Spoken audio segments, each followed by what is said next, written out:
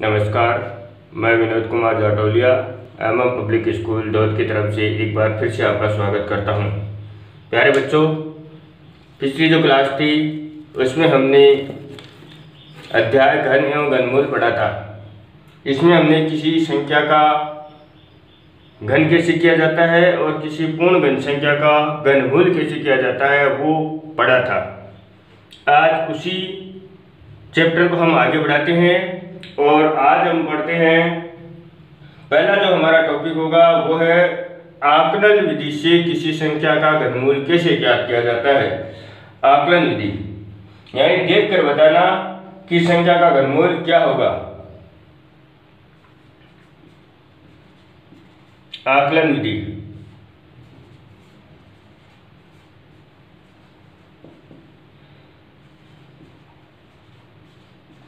आकलन विधि से घनमूल ज्ञात करना।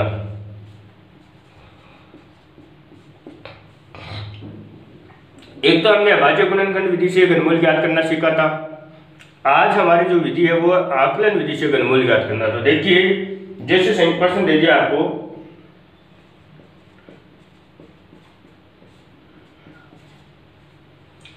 $17,576 संख्या है 17,576 का घनमूल आकलन विधि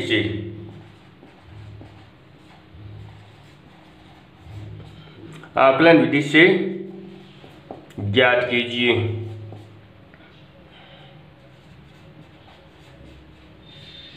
तो किस प्रकार से करेंगे देखिए मेरे बच्चों। तो मैंने आपको पहले भी बता दिया था कि संख्या 1 से लेकर 10 तक के घन आपको याद होने चाहिए। 1 से लेकर 10 तक के घन। तो हम देखते हैं, जैसे 1 का घन करते हैं। 1 का घन 1 होता है, 2 का घन 8, 3 का घन 27, 4 का घन 64, 5 का घन 125, 6 का घन 216, 7 का घन 343, 8 का घन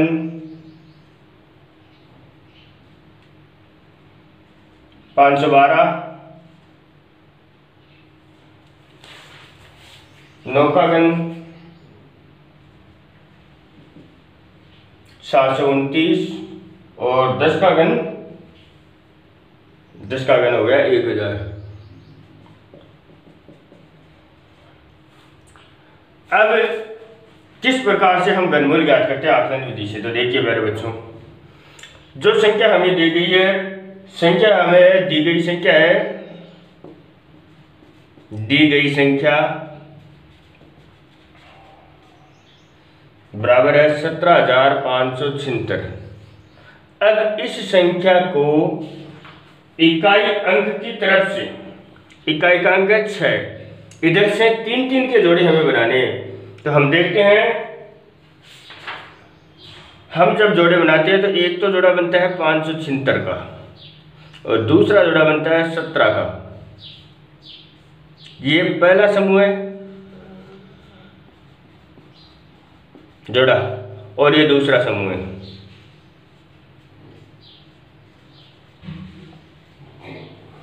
दो समूह में बन गए। एक बात आप हमेशा याद रखना कि जितने जोड़े बनेंगे उतनी ही संख्या का हमें उत्तर प्राप्त होगा, उतनी ही अंकों वाली संख्या का उत्तर प्राप्त होगा। जैसे दो जोड़े बने यहाँ पर तो 2 अंकों वाली संख्या घनमूल के रूप में प्राप्त होगी हमें। 3 जोड़े बनेंगे तो 3 अंकों वाली संख्या घनमूल के रूप में प्राप्त होगी। तो देखिए किस प्रकार से आगे घनमूल करते हैं इस संख्या का। तो इसमें हम देखते हैं कि प्रथम समूह है या पहला समूह है वो है 576 का इकाई अंक। इसमें से इकाई अंक बराबर है 6। इकाई अंक 6 है। अब मैंने बताया था कि जिन पूर्ण घन संख्याओं का इकाई का अंक 6 होता है, देखिए 6 यहाँ पर है, तो घनमूल का इकाई का अंक भी 6 ही होता है। तो घनमूल का इकाई का अंक क्या हो जाएगा? घनमूल का इकाई अंक। अब घनमूल का इकाई का अंक तो आ गया 6। जो प्रथम जोड़ा हमें प्राप्त होगा उसमें उस घनमूल का इकाई अंक हमें प्राप्त होगा उससे। अब दूसरा जोड़ा देखते हैं। दूसरा समूह, दूसरा समूह हम देख रहे हैं तो है संख्या 17। अब आपको देखना है दूसरे समूह में से दाहिकांक प्राप्त होगा, तो इस 17 में किस संख्या का घन समाहित है, यानी 17 से छोटी पूर्ण घन संख्या कौन सी है। 17 से छोटी पूर्ण घन संख्या हम देख रहे हैं कौन सी है, 8 है। तो इस 17 में 2 का घन समाहित है, तो हम लिखेंगे 17 में 2 का घन समाहित है। 2 का घन समाहित है। अब जिस संख्या का घन समाहित है वही अंक इसका दाई अंक होगा, अतः घनमूल का दहाई अंक बराबर हो जाएगा 2। अब जो घनमूल संख्या है उसका इकाई का अंक तो 6 और दहाई अंक 2, तो हमें घनमूल प्राप्त होगा 17,576 का घनमूल बराबर प्राप्त होगा। देखिए इकाई का अंक तो 6, दहाई अंक 2, तो संख्या बनेगी हमारी 26। इस प्रकार से हम किसी भी संख्या का आकलन विधि के माध्यम से घनमूल ज्ञात कर सकते हैं। एक उदाहरण में और बता देता हूं आपको ताकि पूरा समझ में आ जाए। देखिए जैसे एक उदाहरण और बताता हूं, जैसे संख्या इसकी स्थान पर दूसरी संख्या कोई संख्या ले लेते हैं हम। जैसे संख्या है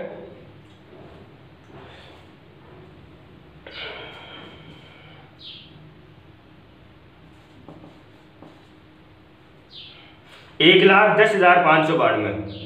1,10,592 का घनमूल आपको आकलन विधि के माध्यम से ज्ञात करना है। तो देखिए दी गई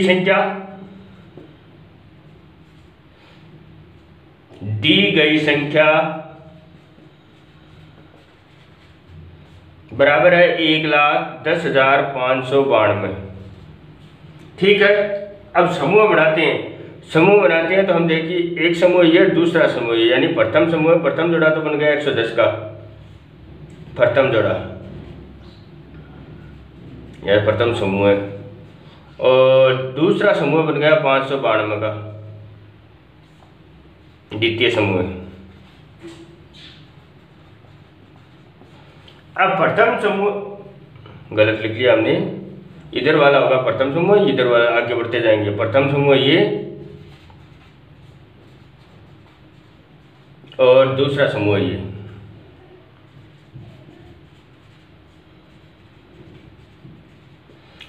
तो प्रथम समूह में से तो हमें प्राप्त होगा इकाई का अंक और दूसरे समूह में से प्राप्त होगा हमें दहाई का अंक। तो हम देखते हैं प्रथम समूह है, प्रथम समूह बराबर है 592 का इकाई अंक है हमारा कितना, 2 है। अब मैंने आपको बताया था कि जिन पूर्ण घन संख्याओं का इकाई का अंक 2 हो तो उनका घनमूल का इकाई का अंक कितना होता है, सदैव 8 होता है। देखिए यहाँ पर पूर्ण घन संख्या का इकाई का अंक 2 है तो घनमूल का इकाई का अंक 8 है। 8 होता है तो 2 होता है, 2 होता है तो 8 होता है। तो हम लिखेंगे घनमूल का इकाई का अंक, घनमूल का इकाई अंक बराबर 8। अब दूसरा समूह है, द्वितीय समूह है।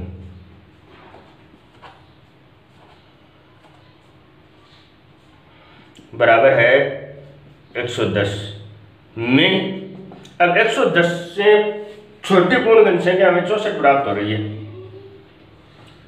और 64 है 4 का घन में, 4 का घन समाहित है, अतः घनमूल का दहाई अंक बराबर होगा 4। अब इकाई का अंक तो 8 और दहाई का अंक 4, तो हमें घनमूल प्राप्त हो गया 1,10,592 का घनमूल हमें प्राप्त हुआ। इकाई का अंक तो 8 और दहाई का अंक 4, तो संख्या बन गई 48। तो इसका उत्तर प्राप्त होगा हमें 48। इस प्रकार से किसी भी संख्या का घनमूल हम आकलन विधि के माध्यम से आसानी से ज्ञात कर सकते हैं। ये तो ये हमारी आकलन विधि। अब कभी कभी इसमें प्रश्न आता है कि दी गई संख्या में क्या जोड़ें या फिर क्या घटाएं। कोई संख्या हमें दे दी जाती है और पूछा जाता है कि दी गई संख्या को किस संख्या से गुणा करें कि यह पूर्णगण प्राप्त हो, या दी गई संख्या में किस संख्या का भाग दें कि यह संख्या पूर्णगण संख्या प्राप्त हो। ऐसे प्रश्न भी आते हैं। उसके हम एक उदाहरण देख लेते हैं। जैसे संख्या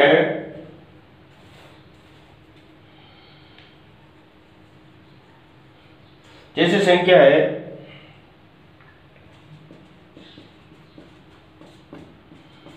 जैसे आपको प्रश्न दे दिया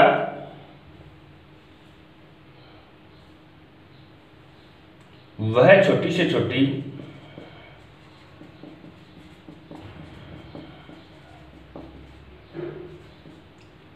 प्राकृत संख्या ज्ञात कीजिए जिसे 392 को गुणा करने पर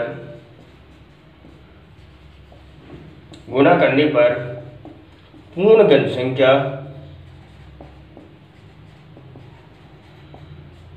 प्राप्त हो। प्रश्न हमारा वह छोटी से छोटी संख्या प्राकृत संख्या, यानी 1 से लेकर अनंत की संख्याओं को हम प्राकृत संख्या कहते हैं। वह छोटी से छोटी प्राकृत संख्या ज्ञात कीजिए जिसे 392 को गुणा करने पर पूर्णगण संख्या प्राप्त हो। अब हमें ये तो पता चल गया कि 392 ये क्या है, पूर्णगण संख्या नहीं है। अब 392 को हम किससे गुणा करें कि हमें पूर्णगण संख्या प्राप्त हो। तो देखिए किस प्रकार से करेंगे। हम निकालेंगे 392 का अभाज्य गुणनखंड। दी गई संख्या बराबर 392, इसका निकालते हैं अभाज्य गुणनखंड। इकाई का अंक 2 है तो 2 का भाग चला जाएगा। 2 का भाग देते हैं तो 3 में देते हैं तो एक बार, शेष में बचता है 1, 1 9 19 में देते हैं तो 9 दूनी 18 9 बार, 1 2 12 में देते हैं तो 6 बार।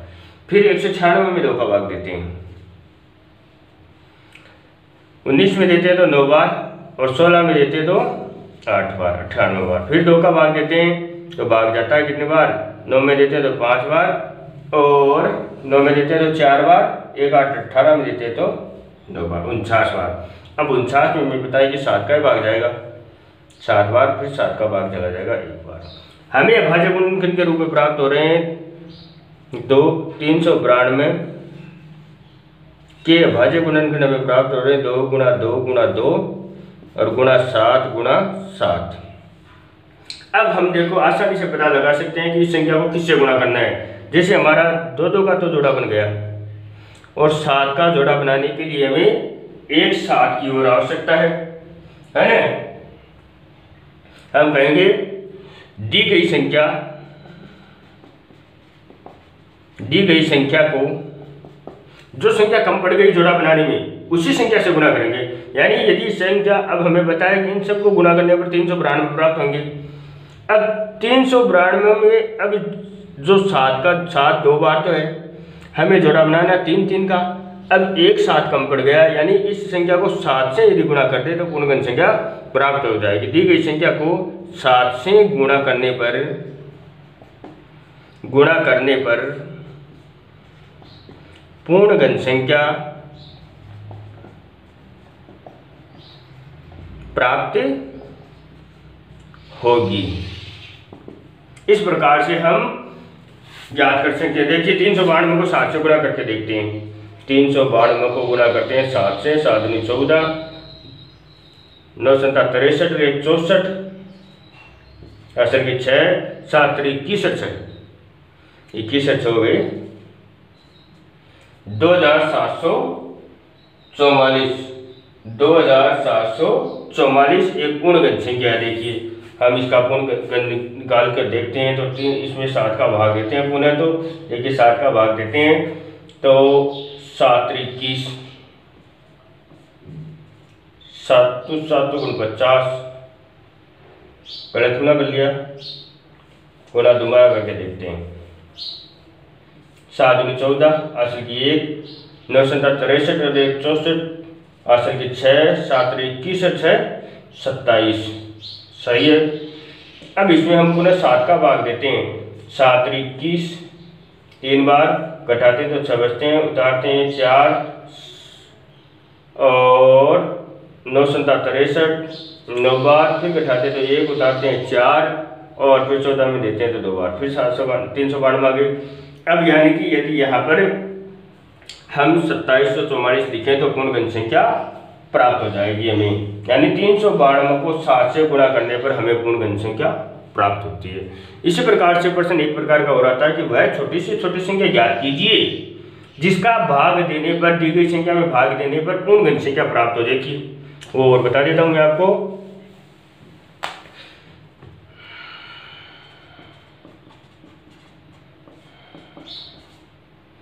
प्रश्न है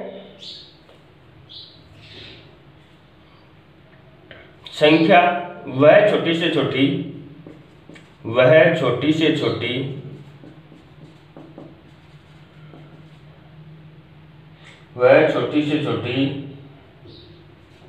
प्राकृत संख्या ज्ञात कीजिए जिसका भाग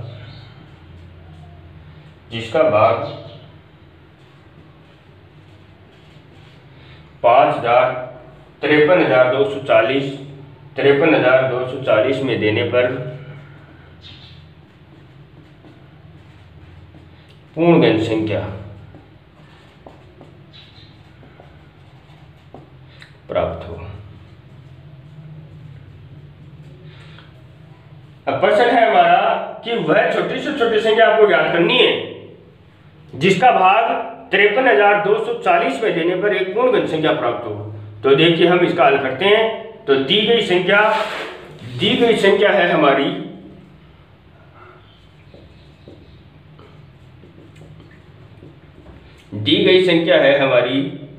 53,240। इसका करते हैं भाज्य गुणनखंड।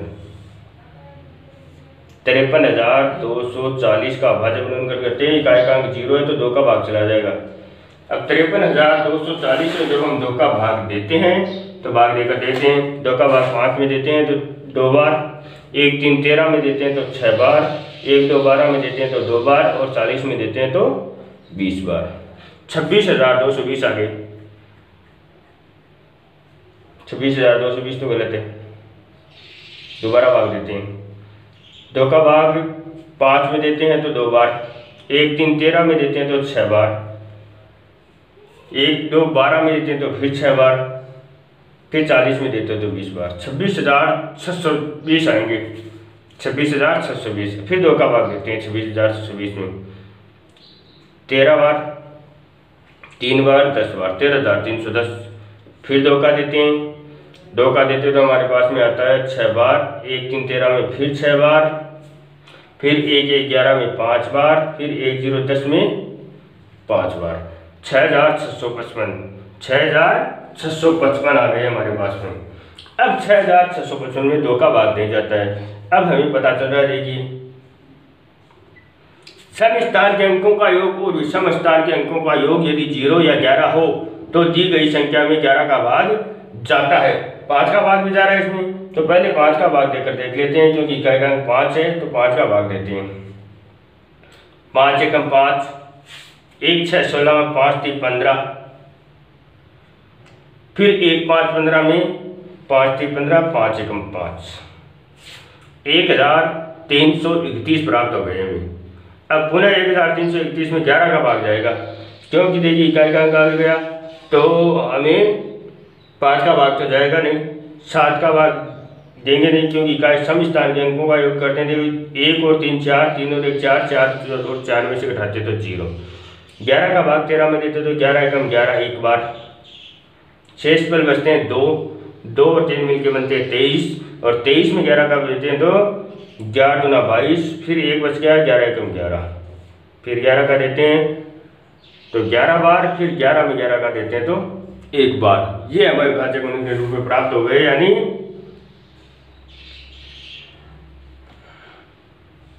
संख्या प्राप्त हो गई हमें 2 गुणा 2 गुणा 2 गुणा 5 गुणा 11 गुणा 11 गुणा 11 बराबर 53,240।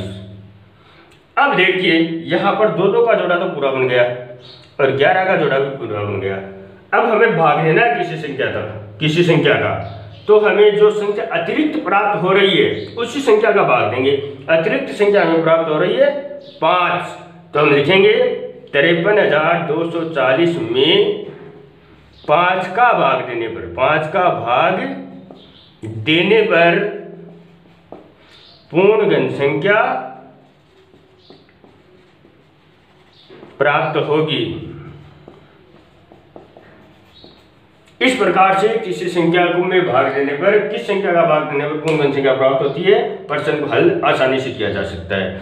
तो प्यारे बच्चों, किस संख्या का भाग दें और किस संख्या से गुणा करें, दोनों एक ही प्रकार के प्रश्न हैं। भाग देना है तो जो अतिरिक्त संख्या हमें प्राप्त हो गई है उसी का भाग देंगे, और गुणा करना है तो जो संख्या कम पड़ गई उसी संख्या से गुणा करेंगे तो हमें पूर्ण घन संख्या प्राप्त हो जाएगी।